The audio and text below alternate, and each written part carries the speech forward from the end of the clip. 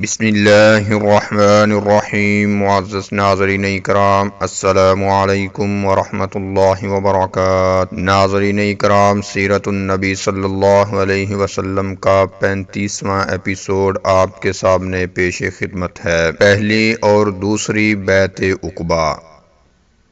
نبوت کا 10واں سال تھا۔ جنگ بعث کے بعد محترم مہینے آئے تو خزرج کے 6 آدمی حج کے ارادے سے نکلے۔ ساتھ میں قبیلہ بنو نجار کے بھی 2 آدمی تھے۔ یہ رشتہ میں عبد المطلب کے ماموں تھے، وہی عبد المطلب جو پیارے نبی صلی اللہ علیہ وسلم کے دادا تھے۔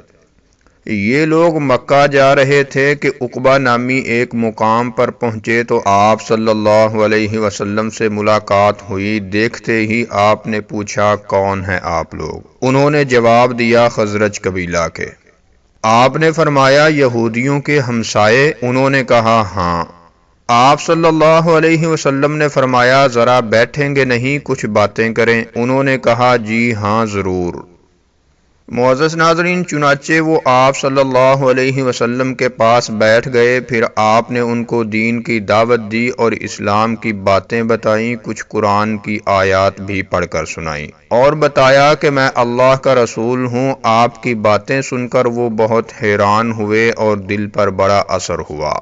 آپس میں انہوں نے کہا، خدا کی قسم یہ وہی نبی ہے جن کی یہودی دھمکی دے رہے تھے۔ خدا کی قسم اب وہ ایمان میں ہم سے بازی نہ لے جائیں۔ چنانچہ اسی وقت وہ ایمان لے آئے، اور جو کچھ آپ صلی اللہ علیہ وسلم نے فرمایا کانوں نے سنا اور دلوں نے محفوظ کر لیا۔ پھر انہوں نے عرض کیا، اللہ کے رسول، ہماری قوم میں جتنی بدی اور عداوت ہے کسی بھی قوم میں نہیں۔ ہو سکتا ہے کہ اللہ آپ کی برکت سے دلوں کو جوڑ دے اور سب آپ صلی اللہ علیہ وسلم کے گرد اکٹھا ہو جائیں، کیونکہ آپ سے زیادہ ہر دل عزیز تو کوئی ہو ہی نہیں سکتا۔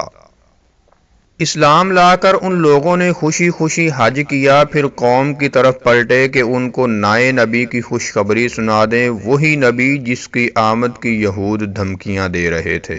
مگر وہاں پہنچے تو معلوم ہوا کہ اوس تو پہلے ہی یہ خوشخبری سن چکے ہیں۔ یہ بھی دیکھا کہ نہ جانے کتنے دل نئے دین کے لیے بے تاب ہیں، اور نہ جانے کتنے سینے اس کو جگہ دینے کے لیے سراپا انتظار ہیں۔ دوسرے سال حج کے دن آئے تو اوس و خزرج کے 12 آدمی مکہ کے لیے گھر سے نکلے۔ عقبہ میں آپ صلی اللہ علیہ وسلم سے ملاقات ہوئی اور وہیں پر ان لوگوں نے اسلام قبول کیا، بیعت کی اور عہد کیا کہ اب شرک نہیں کریں گے، چوری سے دور رہیں گے، اولاد کو قتل نہیں کریں گے اور کسی پر بہتان نہیں لگائیں گے۔ آپ صلی اللہ علیہ وسلم نے فرمایا، اگر اس عہد کو نبھایا تو اللہ جنت دے گا، اور اگر اس میں کوئی برائی سرزد ہو گئی تو مولا کی مرضی پر ہوگا، چاہے گا تو معاف کر دے گا اور چاہے گا تو عذاب دے گا۔ اور پھر یہی بیعت عقبہ اولا یعنی پہلی بیعت کے نام سے مشہور ہوئی، اور یہ نبوت کے 11ویں سال ہوئی تھی۔ ناظرین اکرام، پھر وہ لوگ مدینہ لوٹے تو آپ صلی اللہ علیہ وسلم نے مصعب بن عمیر رضی اللہ تعالی عنہ کو بھی ساتھ کر دیا کہ وہ اہل مدینہ کو قرآن پڑھائیں اور انہیں دین کے احکام سکھائیں۔ اور اس طرح مدینہ میں اسلام بہت تیزی سے پھیلا۔ لوگ پہلے ہی سے حق کے پیاسے تھے اور مدت سے اس کے لیے تڑپ رہے تھے۔ اسلام کو پا کر ان کی پیاس بجھی اور دل کی بے چینی دور ہوئی۔ اسی لیے حضرت مصعب رضی اللہ تعالی عنہ کو اشاعت اسلام میں کوئی خاص زحمت نہ ہوئی۔ لوگ پروانہ وار دین پر ٹوٹے پڑ رہے تھے، اور حضرت مصعب پورے جوش اور ولولہ سے ان کو علم دین سکھا رہے تھے۔ یہاں تک کہ کچھ لوگ اندھی غیرت و حمیت سے سرشار ہوتے اور اسلام کی طرف دیکھنا بھی عار سمجھتے، لیکن جو ہی دین کی برکتیں دیکھتے اور قرآن کی چند آیتیں سنتے، پتھر سے موم ہو جاتے، خود بھی اسلام میں آ جاتے، اوروں کو بھی اس کی دعوت دیتے۔ حضرت مصعب رضی اللہ تعالی عنہ مدینہ والوں کو دین سکھاتے اور نمازیں پڑھاتے، یہاں تک کہ گھر گھر دین کا چراغ روشن ہو گیا اور گلی گلی اسلام کا ڈنکا بجنے لگا۔ بس کچھ ہی بد نصیب تھے جو شرک پر اڑے رہے اور آبائی دین چھوڑنے پر تیار نہ تھے۔ اللہ اہل مدینہ کا بھلا کرے، ایک ہی سال میں وہاں اتنے مسلمان ہوئے کہ مکہ میں برسوں نہ ہوئے۔ انہوں نے محمد صلی اللہ علیہ وسلم کے نام کا جھنڈا لہرایا اور ہر طرف آپ صلی اللہ علیہ وسلم کا بول بالا کیا، ٹھیک اس وقت جب کہ قوم آپ صلی اللہ علیہ وسلم کو مٹا دینے کے در پہ تھی۔ اس لیے کوئی حیرت کی بات نہیں اگر مسلمانوں کے دل اہل مدینہ کی محبت سے لبریز ہو گئے، ان سے قریب ہونے کے لیے بے تاب ہو گئے اور ان تک پہنچنے کے لیے اس طرح تڑپنے لگے جیسے پنجرے میں ایک پرندہ۔ خود حضور صلی اللہ علیہ وسلم بھی اس سلسلہ میں کافی فکر مند تھے، کیونکہ اب ایسے جاں باز مل گئے تھے جو آپ کا ساتھ دینے کے لیے تیار تھے، ایسے مددگار مل گئے تھے جو آپ کی حمایت کے لیے سراپا انتظار تھے، اور ایسے انصار مل گئے تھے جو آپ پر نثار ہونے کے لیے بے قرار تھے۔ اور پھر لگاتار ایسی خبریں آ رہی تھیں جو آپ صلی اللہ علیہ وسلم کے لیے انتہائی مسرت بخش تھیں، جو ایک نہایت حسین اور تابناک مستقبل کا پتہ دے رہی تھی۔ معزز ناظرین، مدینہ والوں نے دل و جان سے آپ صلی اللہ علیہ وسلم کی باتیں قبول کی تھی اور انہوں نے عزم کیا تھا کہ آپ کی مدد کریں گے اور جان پر کھیل کر آپ کی حفاظت کریں گے۔ چنانچہ ان کی شدید خواہش ہوئی کہ کسی طرح آپ کی حمایت کا شرف انہیں حاصل ہو جائے۔ پھر ایک روز آپس میں وہ بولے، رسول خدا مکہ میں پریشان ہے، مدد کے لیے پکارتے ہیں لیکن کوئی نہیں سنتا، آخر یہ شرمناک منظر ہم کب تک دیکھتے رہیں گے؟ پھر انہوں نے طے کیا کہ اب کی بار حج کے دن آئے تو مکہ جائیں گے اور رسول خدا کو مدینہ بلائیں گے اور آپ صلی اللہ علیہ وسلم سے ہر طرح کی حفاظت اور مدد کا عہد کریں گے۔ چنانچہ حضرت مصعب رضی اللہ تعالی عنہ بھی مکہ لوٹ آئے۔ اس طرح جو باتیں آپ صلی اللہ علیہ وسلم جاننا چاہتے تھے وہ سب ان سے جان گئے۔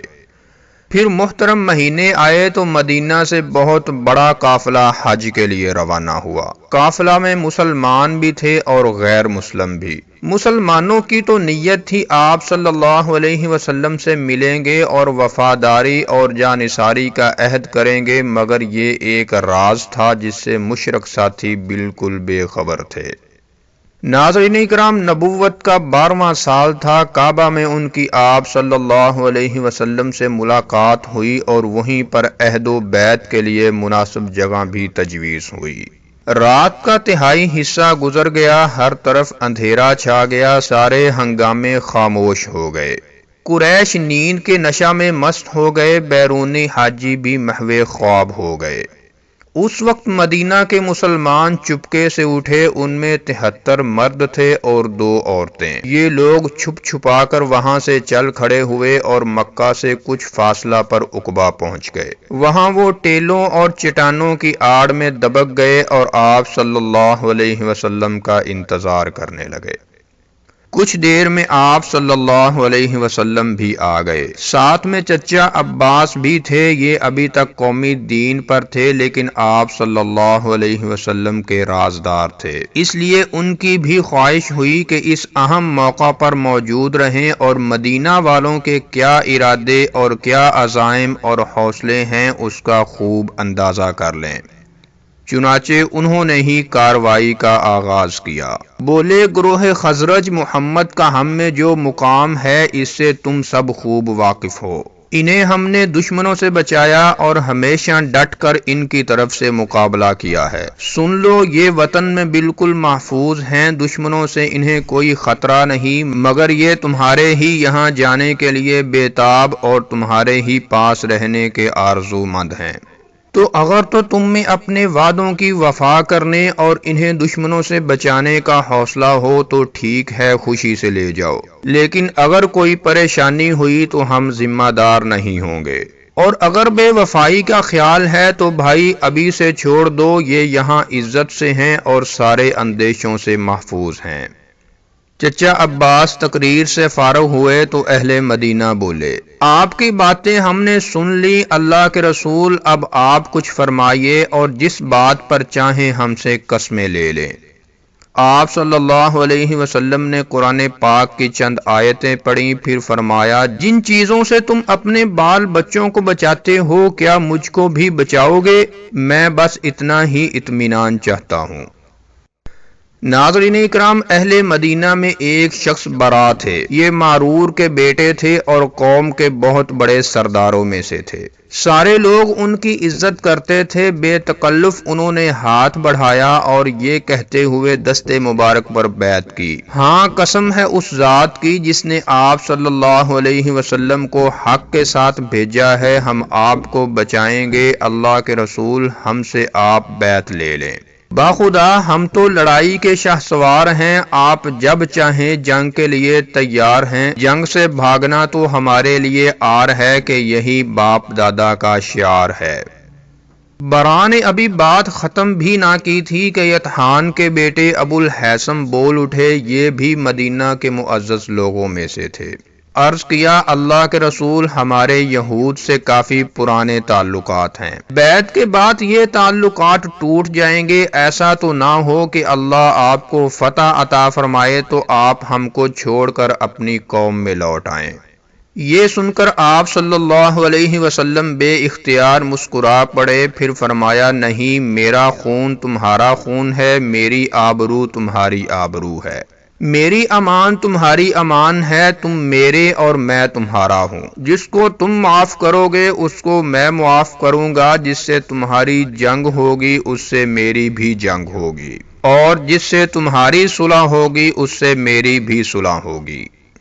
اس کے بعد لوگ بیعت کے لیے بڑھنا ہی چاہتے تھے کہ ایک صاحب بول اٹھے، یہ عبادہ کے بیٹے عباس تھے۔ انہوں نے کہا اوس و خزرج کے بھائیو، تمہیں خبر بھی ہے کس بات پر بیعت کرنے جا رہے ہو؟ سن لو، اس شخص پر بیعت کرنا ساری دنیا سے جنگ مول لینا ہے، تو اگر یہ خیال ہے کہ مال و دولت کو خطرہ ہوا یا قوم کے سردار مارے گئے تو ساتھ چھوڑ دو گے تو بھائی ابھی سے چھوڑ دو، کیونکہ بعد میں چھوڑو گے تو نہ ہی دنیا کے رہو گے نہ آخرت کے، اور اگر مالی نقصان اٹھانے اور سرداروں کی ہلاکت پر صبر کر لینے کی ہمت ہے تب ضرور لے لو، دنیا اور آخرت میں بامراد رہو گے۔ سب ایک ساتھ بول اٹھے مالی نقصان ہمیں گوارا ہے، سرداروں کا قتل ہونا بھی گوارا ہے، پر رسول خدا کو چھوڑنا گوارا نہیں۔ اللہ کے رسول عہد پر قائم رہیں گے تو ہمارا کیا اجر ہوگا؟ ارشاد ہوا جنت ملے گی۔ سب نے کہا تو اپنا ہاتھ لائیے، آپ صلی اللہ علیہ وسلم نے ہاتھ بڑھا دیا اور سب نے باری باری بیعت کر لی۔ یہی بیعت ہے جو بیعت عقبہ ثانیہ یعنی دوسری بیعت کے نام سے مشہور ہوئی۔ ناظرین اکرام، ٹھیک اسی وقت یکایک ایک زور کی چیخ بلند ہوئی اور خاموشی کو چیرتی ہوئی ساری فضا میں پھیل گئی، قریش کے لوگوں، یہ اوس و خزرج تم سے جنگ کے منصوبے بنا رہے ہیں، دیکھو یہ محمد سے جانثاری کی قسمیں کھا رہے ہیں۔ یہ آواز کیا تھی؟ دراصل ایک خطرہ کی گھنٹی تھی، لیکن یہ بھی مسلمانوں کے عزم و حوصلہ کو نہ ہلا سکی، فکر و تشویش تو درکنار، عبادہ کے بیٹے عباس کو اور جوش آ گیا۔ وہ بولے اللہ کے رسول قسم ہے اس ذات کی جس نے آپ کو حق کے ساتھ بھیجا ہے، اجازت ہو تو کل ہم اہل مینا پر چڑھائی کر دیں۔ اس پر آپ صلی اللہ علیہ وسلم نے فرمایا نہیں، ہمیں اس کا حکم نہیں، جلدی سے تم سب اپنے اپنے خیموں میں چلے جاؤ۔ چنانچہ مسلمان فوراً اپنی اپنی خوابگاہوں میں پہنچ گئے اور آنکھیں بند کر کے سو گئے۔ تو ناظرین اکرام، یہ تھا سیرت النبی صلی اللہ علیہ وسلم کا 35واں ایپیسوڈ، اور اگر آپ سیرت النبی صلی اللہ علیہ وسلم کا 34واں ایپیسوڈ دیکھنا چاہتے ہیں تو اوپر کراس کے بٹن پر کلک کر کے دیکھ سکتے ہیں۔ السلام علیکم ورحمۃ اللہ وبرکاتہ۔